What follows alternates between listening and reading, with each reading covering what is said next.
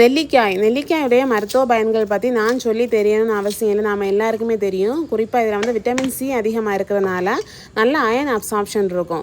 என்னுடைய அயன் டெஃபிஷியன்சியில் அந்த over come பண்ணுறதுக்கு நான் எடுத்துக்கிட்ட புதில் வந்து இதுவுமே ஒன்று. நெல்லிக்காயை அப்படியே சாப்பிட முடிஞ்சால் சாப்பிடலாம், இல்லை நான் வந்து ஜூஸ் போட்டும் குடிக்கலாம். நெல்லிக்காயை குட்டி குட்டி பீஸாக கட் பண்ணி மிக்ஸி ஜாரில் சேர்த்து தண்ணி ஊற்றிட்டு நல்லா நைஸாக அரைச்சிட்டு ஃபில்டர் பண்ணிவிட்டு அப்படியே வேணாலும் குடிக்கலாம், இல்லைனா கொஞ்சமாக ஹனி சேர்த்து மிக்ஸ் பண்ணி குடிக்கலாம். அயன் டெஃபிஷியன்சி இருக்கிறவங்க டெய்லி எடுக்கலாம், இல்லைனா வந்து வீக்லி 2 or 3 days எடுக்கிறது கூட ரொம்ப நல்லது. கேரட்டு, பீன்ஸு, பொரியல் எல்லாம் சாப்பிட்டு ரொம்ப நாளாச்சு. வீட்டில் உள்ள காய்கறி பப்பைக்காய், வாழைக்காய், கத்திரிக்காய், கீரை அந்த மாதிரி எல்லாம் வச்சு சமாளிச்சுட்டே இருந்தேன்.